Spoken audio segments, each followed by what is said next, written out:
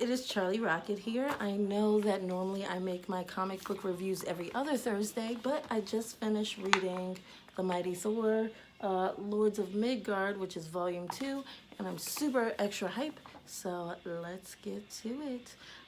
So where did we leave off? Our last comic book left off with Loki stabbing his mom, and because of that, Asgard doesn't want any part of this War of the Realms that Malekith and Dario have started with, like, the Light Elves and taking over all these realms.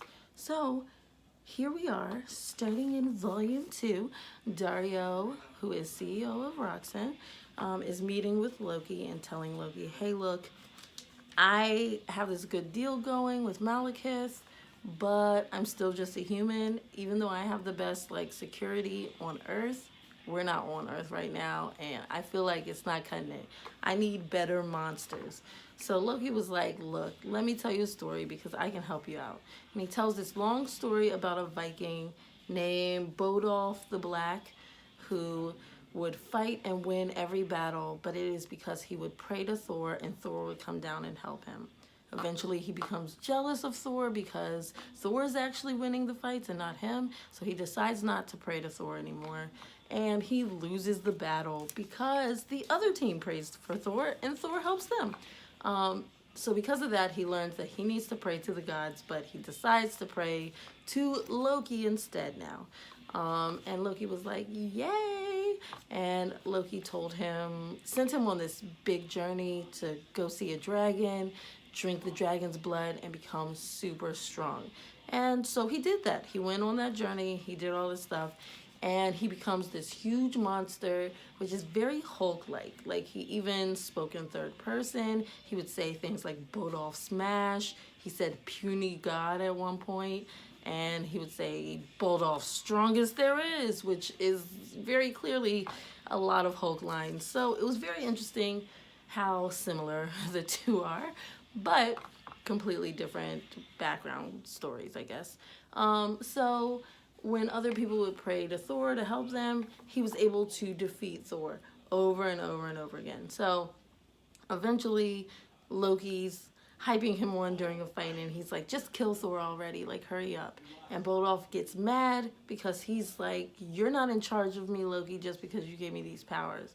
So Loki gets mad, they get into it, it's a distraction, Thor's able to fight him, and this fight is epic. Like, people are feeling it all across the world, in the realms and whatever. They even mention, like, Black Panthers hearing it, like, back in the day, like, not now, but, like, a Black Panther has heard this in Africa. And then they said, you know, Iron Fist Dragon had heard it. They mentioned Atlantis. They mentioned all these, like, beginnings of stories that haven't started yet, which was really cool. But they said they were going to save that for another time. Super hype, though. Anywho, moving on, he defeats Bodolf. Bodolf then is forced to walk alone as a person trying to restrain the monster within. Very Hulk-like again. And Loki runs away like he always does. But moral of the story being, Loki knows how to make people strong. Dario was like, you didn't have to tell me that long story. That was super long for no reason. So they go to the dragon. They slay the dragon. They don't even, like, just take the blood. They slay it. And he takes all the blood. He divvies it between all of his security people who would die for him and all that stuff. And they become his berserkers. Cut to Switzerland. There is a huge super secret meeting between, like, 9 super big wigs. Like, Fisk is there. Who else is there? Shaw Industries, Yoshida Corp. Ooh, like, all those people you see on Luke Cage and Iron Fist and all those people. They're there, and Dario's there, and just a bunch of people. And they're upset with Dario because Dario didn't let them in on this cool deal with Malekith where he's drilling for oil in other realms. He's making bank, and he didn't cut them in on it. He was like, yo, this is my deal, and I will fight anyone who wants to say otherwise. So, of course, old boy with Yoshida was like, cool, I'll fight you then. So Dario was like, oh really? I'm gonna turn into a giant minotaur. because that's what I do when I get angry, whatever. So, the Yashida guy turned out to be Silver Samurai. They were about to fight. Dario has called like his backup people who are like rushing in. Meanwhile, this dominatrix chick comes in, murders them all immediately. She was pretty BA. And her name is the Exterminatrix. Oh, her dad was Midas. If you heard of him, he touches things and they turn into gold. Okay, so she comes in, she busts in, she electrocutes Dario, and he's out for the count. He turns back into a person, he's out for the count. And she's like, yo, maybe y'all should save a seat for me in this super secret meeting next time. And they take Dario, she and Silver Samurai, and they bounce. They kidnap him. Meanwhile, Jane Foster is going to go get her cancer treatments, and she's stopped by 2 S.H.I.E.L.D. agents who want to question her about who Thor is. They take her to the helicarrier. They're like, bam, we always find everybody's secret identity, so help us find out who Thor is. She laughs. She says, I don't know what you're talking about. Then Agent Solomon shows up. I mentioned her being in the other comics. It didn't really matter. It was super brief. Like, she's a cool agent who kicks butt. She used to date Odinson. That's about it. Anyway, she comes in and finds a way to get Jane out of there. And she's like, sorry, girl. I know you're dying of cancer. Sorry you had to do this. They leave. Agent Solomon gets a call saying that her little buzzer tracking thing for Dario goes off in Switzerland. So she's like, bam, I'm off to Switzerland. Jane's like, bye, see ya. But she's like, nah, I'm about to be off to Switzerland. Forget this cancer treatment, you know? So she turns into Thor. She bounces and goes to Switzerland also. By the time they get there, the meeting's over. They're trying to figure stuff out. But both of them decide to work together. And, of course, the 2 S.H.I.E.L.D. agents see them flying together because Agent Solomon has a flying car. And they take pictures and they're like, oh, clearly they're in on some stuff together. We're about to get them. So they fly over to where Agent Solomon believes this frozen ice fortress is that Roxanne owns, and it's beneath the water. So Thor sends Mjolnir. Mjolnir finds the hidden layer. They go underwater. They find it. Silver Samurai is there murdering folks. So they start fighting him. Okay. Meanwhile, this dominatrix chick is like in a helicopter torturing Dario, trying to get like his codes and stuff so they can steal all his money. She's also fighting people in other helicopters, Roxanne people, so that she can, you know, continue what she's doing. But she's so BA that hardly even takes any time. So Hulk beats up Silver Samurai, but somehow he escapes anyways. But they feel like they gotta save the rest of the Roxanne people who are on that in that secret layer. So they get distracted. Everybody else gets away. Bad guys get away with Dario.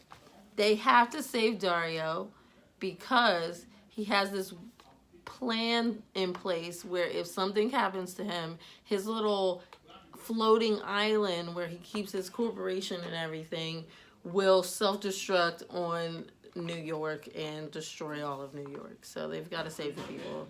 And the only way they can do that, it's like voice activated by him. So they have to save him. So they go after him. They're going to the Roxanne Island. That's where the dominatrix lady and the samurai guy took him because they're about to take his money out the vault. His berserker people are preparing to meet them there and murder them all. So dominatrix chick is just like, look, I'm gonna send my like mindless giant drone things to get them. And there's a big fight. Thor shows up with Agent Solomon. Thor's fighting with them. They're like, we're just gonna skip to the vault. So the Exterminatrix and Silver Samurai and Dario, they're headed to the vault. Solomon's on their tail. They get into the vault and Solomon's shooting at them. And exterminatrix shooting at her, shot her in the arm, but apparently it's not getting her as fast as she's getting everybody else murdered. Then there's the whole shootout thing. Solomon's calling for backup. The two agents who are on their tail are like, we're here. But clearly they're more interested in finding out who the real Thor is, who they believe is Jane Foster. Because while all that was going on, they went to Asgard and went into her room and stole her phone and found all her text messages. So they bust in and they're like, Thor, you're under arrest. And she's like, okay, whatever. She has Mjolnir take care of them while she goes to catch up with Agent Solomon and help out. When she gets there, she gets shot by a weird bullet from the exterminatrix that had a drop of her father Midas's blood in it. Because of that, she shoots at Dario to try and kill him. Thor stops it with her hand. Her hand starts turning into gold. It's ridiculous. She's dying. Everyone's like, she's dying. The two agents walk in. They're like, everyone's under arrest. Agent Solomon's like, can y'all chill? Because we're trying to fix this so New York doesn't get blown up. And Thor is dying. They're like, whatever. She's probably faking it like she's faking this cancer. And everyone's like, you're insane. Can we work on one thing at a time?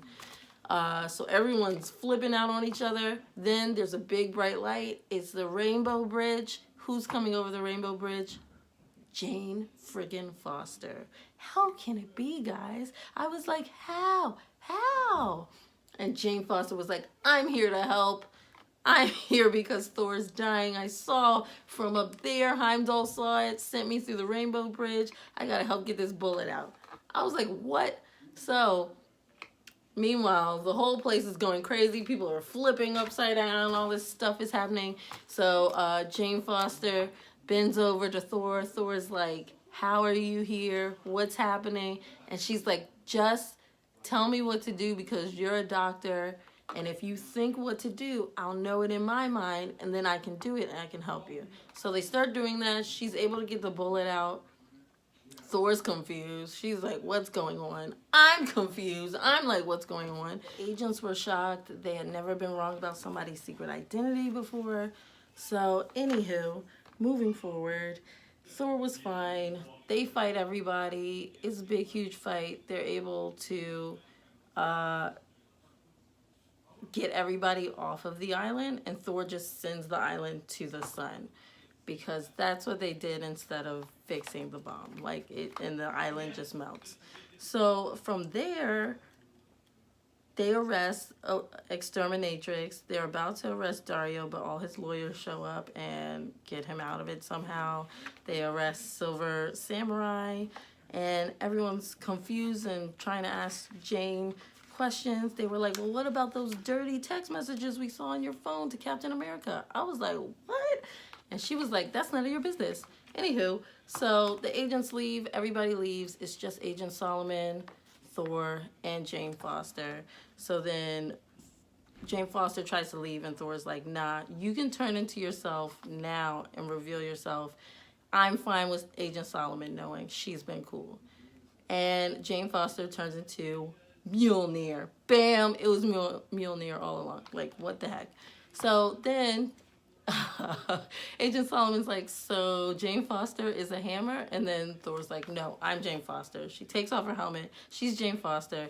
All is clear and confusing. But yeah, so that's what happened. That was really awesome. There was some side stories, like Loki talks to his mom a little bit and explains that Malekith was planning to kill her as like a big thing. Somehow they were going to get rid of her, so he had to stab her in order to at least partially keep her alive enough that people still trust him, but they're not going to murder her and she's not on their radar.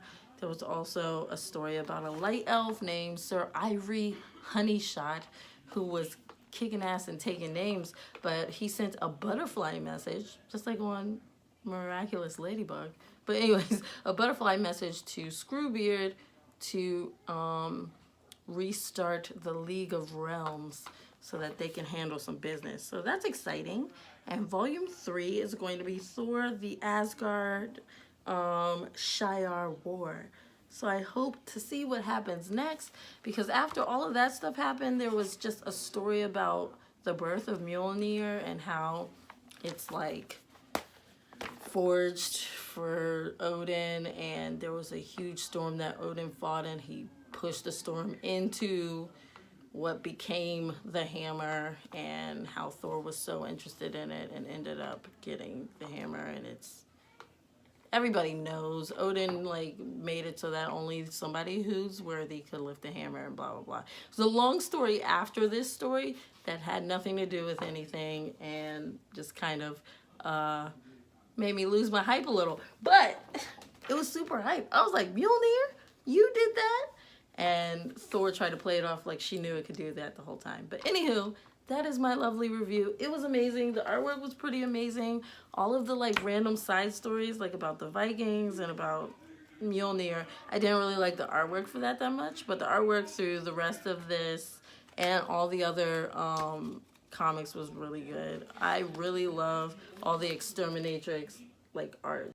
Like, that artwork is everything. I love it. Like, she's amazing. But anywho, I digress. I hope you guys like this review. It was an amazing comic book. You guys should pick it up. Hopefully I can pick up the next one so I can review that for you. But I will see you guys next week.